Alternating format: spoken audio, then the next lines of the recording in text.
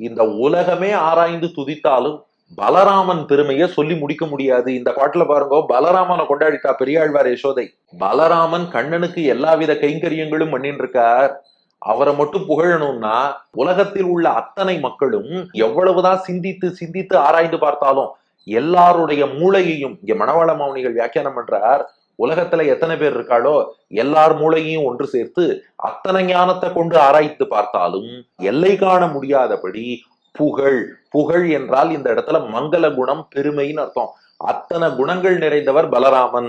அவர்தான் பலதேவன் என்னும். பலதேவன் என்பது பலராமனுக்கான திருநாமம். அப்படிப்பட்ட புகழ் மிக்கவர் பலராமன். அவருக்கு ஏன் அவ்வளவு புகழ்னா இருக்கே, கிருத்தயுகத்திலேருந்து பெருமாளுக்கு சென்றால் குடையாம், இருந்தால் சிங்காசனமாம், நின்றால் மரவடியாம், நீழ்கடலுள் என்றும் புனையாம், அணிவிளக்காம், பூம்பட்டாம், புல்கும் அணையாம், திருமார்க்கு அரவுன்னு பெருமாள் பயணிக்கிறாரா, ஆதிசேஷன் குடையாயிடுறார்.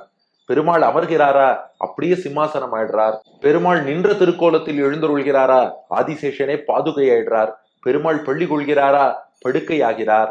அடுத்து திரேதாயுகத்துல பெருமாள் ராமனா அவதாரம் பண்றார். அதே ஆதிசேஷன் அவர் லக்ஷ்மணன் தம்பியா வந்து கைங்கரியம் பண்ணார். அடுத்து துவாபர யுகம் வந்தது, கிருஷ்ணனாக பெருமாள் அவதாரம் பண்ணார். அண்ணன் பலராமனாக வந்தாலும் அண்ணன் தம்பிக்கு கைங்கரியம் பண்றார், தம்பிக்கு காவல் இருக்கிறார். லக்ஷ்மணன் தம்பி, அண்ணன் ராமனுக்கு காவல் இருந்தான்.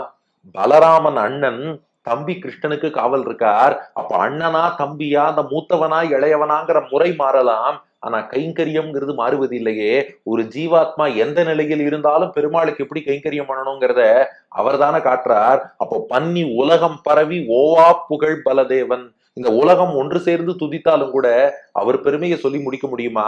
என் கலியுகத்தில் அதே ஆதிசேஷன் தானே முன்பு வைகுண்டத்தில் ஆதிசேஷன், வைதேகி ராமனுக்கு இலக்குமணன், கண்ணனுக்கு நம்பி மூத்த பிரான் பலராமன், கலியுகத்தில் அரங்கனுக்கு தொண்டு செய்ய நம் ராமானுஜன் அவதரித்து உலகத்துல அத்தனை பேருக்கும் யுகபுருஷராக விளங்கி எல்லாருக்கும் முக்தி பெறுவதற்கு வழிகாட்டிய அந்த ராமானுஜர் தானே இந்த பலராமனாக முன்பு வந்தார். அவர் பெருமையை சொல்லி முடிக்க முடியுமா?